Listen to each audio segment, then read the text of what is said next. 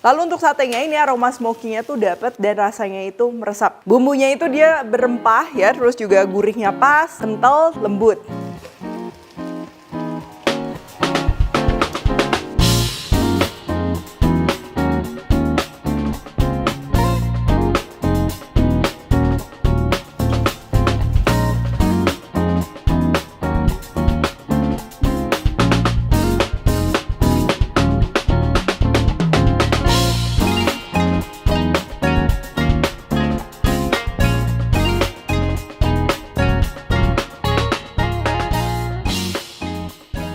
Hai semua, buku keduaku sudah terbit ya. Kalian bisa dapatkan secara online atau di toko buku seluruh Indonesia. Jangan sampai kehabisan.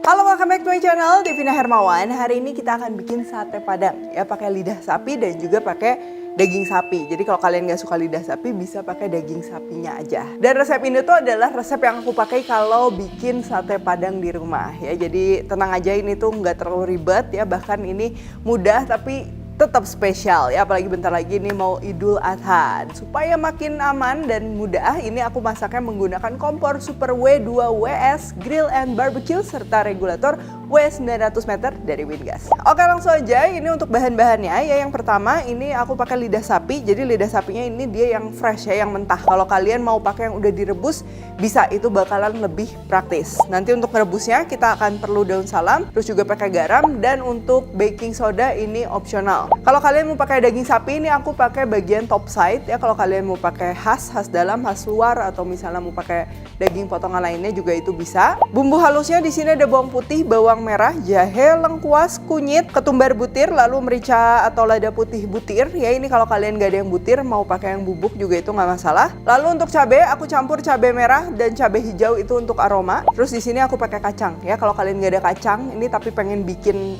resep ini, bisa juga pakai kemiri atau kacang mede ya. Terus untuk ngeblendernya di sini aku pakai minyak goreng yang nanti aku akan campur dengan minyak kelapa untuk aroma. Lalu untuk bahan aromatik lainnya ada serai, daun jeruk, daun salam, daun kunyit opsional. Lalu ini bubuk kari Minang. Jadi ini adalah rempah-rempah yang udah dicampur ya, komposisinya banyak. Biasa digunakan ya ini untuk sate padang, rendang, dan lain-lain. Kalau nggak ada nanti aku akan jelasin untuk substitusinya. Dan juga yang terakhir ini asam kandis. Kalau nggak ada asam kandis bisa pakai asam jawa. Lalu untuk saus sate padang tuh kan dia kental ya. Untuk mengentalkannya ini kita akan perlu terigu dan juga tepung beras. Lalu pastinya kita akan perlu air untuk memasak, serta nanti kita perlu bumbu-bumbu seperti garam dan lain-lain. Oh ya, terakhir ini untuk pelengkapnya aku pakai ketupat dan juga bawang goreng. Oke, yang pertama ini kita akan rebus dulu lidahnya ya. Pastikan airnya cukup untuk menutup permukaan lidah. Ini untuk rebusnya aku akan tambahkan daun salam, garam, dan untuk baking soda ini opsional. Baking soda ini tujuannya pastinya supaya mengurangi aroma dari lidah sapi dan juga dia tuh teksturnya lebih kenyal ya. Tapi pakainya juga jangan kebanyakan karena kita nggak mau lidah sapinya jadi bau soda. Dan kalau kalian lagi nggak ada baking soda, itu bisa di skip aja, nggak masalah sama sekali. Ini kita akan rebus sampai lidahnya matang ya. Jangan lupa kecilkan api kalau udah ditutup supaya nggak meluap. Untuk lidah sapinya ini kita perlu rebus selama 1 jam. Tapi kalau misalnya kalian pakai presto itu bisa 25-30 menit. Dan kalau kalian beli lidahnya yang udah ready dipakai ya, biasa di supermarket lidahnya udah direbus atau mungkin disuplai daging, berarti tahap ini bisa kalian skip, nanti langsung masuk bikin bumbu. Oh ya, kalau untuk daging sapinya itu nanti kita akan rebusnya langsung sama bumbu ya, jadi aku nggak akan rebus kayak gini dulu. Kalau sudah 1 jam, ini lidahnya tuh perlu dibersihin sampai bersih banget ya. Jadi pertama ini kita akan alirin dulu lidahnya pakai air keran supaya dia nggak panas, jadi kita bisa pegang ya. Air rebusannya juga ini dibuang semua. Lalu kita akan bersihkan pakai pisau ya, boleh dikupas atau bisa juga kalau mau lebih mudah digosok seperti ini. Nah ini kalian mulai dulu dari area yang memang mudah dikupas ya. Dan yang bagian permukaan lidah ini kalau bisa digosoknya agak kenceng supaya dia benar-benar bersih. Nah untuk bagian kulit lidah yang memang susah lepas ya, ini biasa kita harus kupas pakai pisau. Khususnya ini yang bagian ujung lidah seperti yang kalian lihat, ini tuh kasar. Jadi kalau misalnya aku sih kurang suka ya, tekstur lidahnya dia masih ada kulit yang kasar ya. Jadi ini harus dikupas sampai bersih. Lalu ini aku pindahin ke talenan ya supaya lebih kelihatan. Nah sama, yang bagian pangkal lidah juga ini biasanya kulitnya tuh tebal. Kita nggak akan pakai ya karena keras. Lalu samping-sampingnya juga ini banyak yang berlemak, boleh di-trim supaya lebih bersih.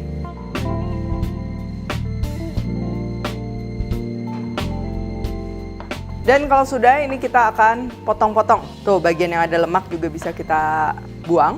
Nah, kalau aku suka lidah dia memang sampai bersih seperti ini. Jadi nanti pada saat dimakan tuh dia dapat ya tekstur kenyal dan juga lembutnya. Sekarang kita akan siapkan untuk bumbu dasar sate padangnya. Untuk bahan bumbu halus yang cukup kasar, ini kita akan iris-iris dulu ya. Ada lengkuas, jahe, lalu untuk cabenya juga sama, kita potong-potong. Tujuannya untuk mempermudah nanti pada saat ngeblender lebih cepat halus.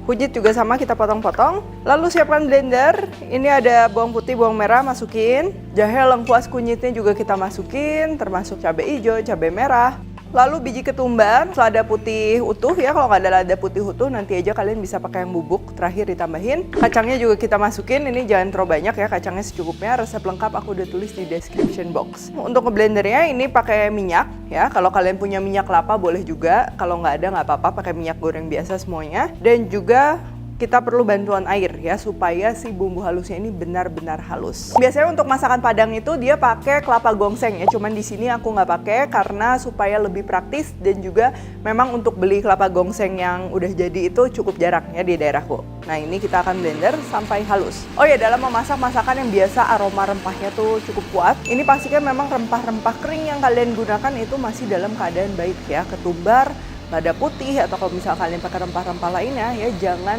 sampai dia bau apek gitu, karena kalau bau apek pasti jadi nggak enak masakannya ya. Tuh dia udah halus kayak gini. Lalu sekarang kita akan tumis sampai dia wangi dan juga minyaknya tuh keluar. Sambil kita siapkan bahan-bahan aromatiknya, ada serai, cukup digeprek aja, lalu belah dua. Dan juga untuk daun kunyitnya ini pakainya juga jangan kebanyakan, ini aku pakai yang kecil. Kalau kalian pakai yang besar, pakai setengah aja. Oh ya, buat kalian yang salah fokus sama kompor yang aku pakai untuk numis dan tadi ngerebus lidah, ini tuh aku pakai kompor Super Slim W868 dari Wingas. Jadi ini tuh bukan kompor tanam, melainkan kompor yang ditaruh di atas meja. Tapi karena dia slim, jadinya pastinya desainnya elegan seperti kompor tanam. Nah, seperti yang kalian bisa lihat ya, ini si bumbu halusnya dia udah mulai keluar minyaknya, pastinya udah wangi dan warnanya juga udah sedikit menggelap ya. Jadi pastikan memang dia bener-bener sampai matang. Mengingat tadi kan rempah-rempahnya kita pakai cukup banyak, yang aromanya seperti kunyit, lalu juga di sini ada kacang. Nah itu harus benar-benar dia ditumis sampai wangi. Oke, kalau udah kayak gini, serainya ini kita bisa masukin daun kunyit, daun salam, daun jeruk juga masuk. Di sini aku pakai bubuk kari Minang dan juga asam kandisnya ini masukin, kalau nggak ada bisa pakai asam Jawa. Nah, bubuk kari Minang ini merupakan campuran dari berbagai macam rempah-rempah ya, seperti kapulaga, cengkeh, kayu manis dan lain-lain. Biasa racikannya ini memang pas untuk digunakan masakan-masakan Padang seperti rendang dan lain-lain, makanya ini cocok juga untuk sate Padang. Tapi kalau misal kalian nggak ada, kalian bisa juga ganti dengan rempah-rempah kering yang kalian racik sendiri ya. Nanti untuk lengkapnya aku akan tulis juga di description box. Ini udah benar-benar wangi. Kita bisa tambahkan air sekarang. Lalu untuk dagingnya ini aku potong tapi besar-besar ya, langsung kita rebus. Jadi kalau potongan dagingnya kecil-kecil, biasa si rasa dagingnya tuh dia keluar semua ya, jadi kurang gurih dan juga kering ya. Jadi aku lebih suka kalau rebus daging tuh dia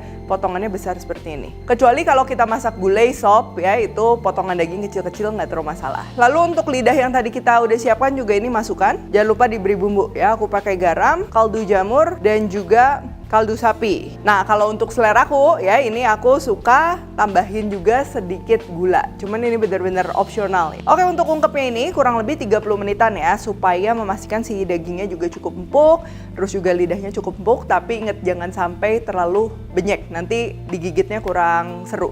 Oke, kalau udah ini kita akan angkat baik lidah dan juga dagingnya. Ini kita diamkan sebentar sampai nggak terlalu panas, jadi kita bisa pegang untuk potong-potong. Sisihkan rempah dan juga si daun-daunnya ini dari kuah ungkepan ya, dan si kuahnya ini kita akan pakai untuk nanti saus. Kalau kalian suka yang lebih halus, bisa si ampasnya itu di blender, kalau nggak disaring. Oke, sekarang untuk potongan lidahnya ini kita potong memanjang dulu ya, seperti membentuk stick gitu. Kalian bisa sesuaikan ukurannya. Kalau yang biasa di tukang jualan sate Padang itu dia lebih kecil-kecil. Nah ini aku mau bikin yang lebih besar karena aku suka nanti tekstur si lidahnya tuh dia lebih berasa, juicy-nya jadi nggak terlalu kering. Nah kalau udah memanjang kayak gini, baru kita akan potong arah sebaliknya. Jangan terlalu tebal juga. Apabila ada bentukannya yang kurang beraturan, nah ini kalian bisa siasatinnya potongnya miring-miring. Jadi bukan seperti diirisnya lurus-lurus, tapi agak miring-miring seperti ini tuh. Nah jadi nanti bentuknya juga cantik ya. Untuk dagingnya juga sama. Nah, karena ini aku pakai bagian top side ya, jadi ini tuh nggak terlalu gampang hancur ya. Si seratnya tuh kayak seperti ada yang nyambung gitu. Cuman kalau kalian pakai daging khas dalam gitu, mungkin merebusnya nggak boleh terlalu lama ya, karena kalau khas dalam itu kan nanti dia kalau udah matang dipotong-potong takutnya hancur. Jadi rebusnya cukup sebentar aja. Untuk tusukannya, di sini aku pakai tusukan sate yang sudah direndam dengan air, tujuannya supaya nanti nggak gampang gosong. Langsung aja kita tusuk ya, satu tusukan sate aku pakai 3. Dan untuk nusuknya ini jangan lupa dikasih jarak sedikit ya, jangan terlalu rapat supaya pada saat dipanggang nanti si aroma yang terpanggangnya itu dia lebih maksimal permukaannya ya. Dan untuk yang bagian paling ujung nih, yang paling atas ya, ini ujungnya disisain juga dikit ya, tujuannya supaya dari gigitan pertama kalian bisa nusuk ketupatnya ya. Kalau misalnya nggak dikasih sisa, itu kan kalian gigitan pertama nggak bisa nusuk ketupat. Nah, untuk yang daging juga sama ya, ini satu tusuk sate ini aku pakai 3. Sate yang udah ditusukin, ini kita akan celup ke kuah ungkepan ya, supaya warnanya lebih cantik dan juga pastinya si bumbunya lebih berasa meresap. Dan tadi kenapa pada saat abis dipotongin tuh aku tusuk dulu, nggak dicemplungin dulu, itu supaya nggak kecampur ya antara si lidah dan juga dagingnya.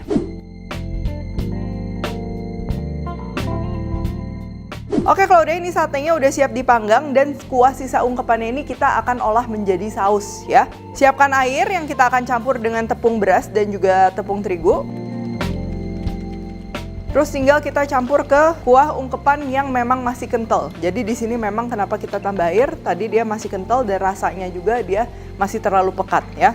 Terus tinggal dimasak aja hingga dia mengental. Dan untuk patokan kentalnya itu ya, ibaratnya kalau kalian cocol si sate ke sausnya, nah si sausnya itu dapat nempel dengan baik gitu. Kalau terlalu cair kan dia akan luntur lagi gitu ya. Cuman memang ini kalau dalam keadaan mendidih jangan terlalu kental juga, karena nanti ketika kita matikan api dibiarkan sebentar dia akan lebih mengental lagi. Oke, kalau udah ini satenya udah siap dipanggang. Untuk panggang satenya ini aku menggunakan kompor W2WS Grill and Barbecue dari Wingas. Nah, kompor ini tuh multifungsi ya. Kalian bisa menggunakan tabung kaleng kecil butan dan juga tabung 3-12 kg. Terdapat 2 pengaman, yaitu inline cut dan safety ball. Ya, inline cut ini untuk memutus aliran gas secara otomatis jika terjadi kebocoran, dan safety ball ini berfungsi jika setelah inline cut memutus aliran tetapi kondisi gas dalam tabung itu masih panas ya, maka ballnya ini akan terlepas secara otomatis untuk mengeluarkan gas. Pastinya apinya juga ini api biru dan hemat gas. Tray bagian bawah jangan lupa diisi air, lalu nyalakan kompor seperti biasa ya. Kalau sudah panas, kita bisa oles dengan minyak dan bakar satenya. Lalu satenya ini juga kedua belah sisi kita perlu oles dengan minyak. Tuh ya, untuk membakar ini pastinya ideal, dia tetap dapat smoky-nya dan juga praktis serta nanti mudah dibersihkan. Oh ya, kompor ini juga pastinya makin aman apalagi aku menggunakan regulatornya W900 meter yang hemat gas dan mudah dipasang serta dilengkapi dengan double lock system dan karet seal pengaman.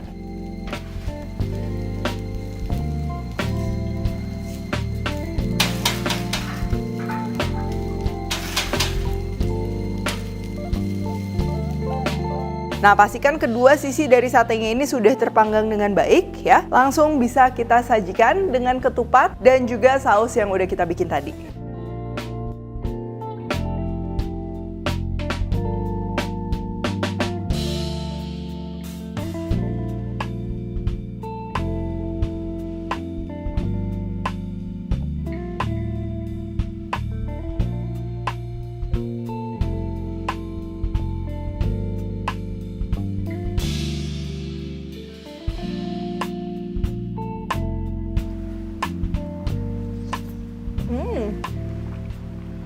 Bumbunya itu dia berempah ya, terus juga gurihnya pas, kental, tapi kentalnya juga dia lembut gitu. Ini ciri khas dari sausnya sate Padang.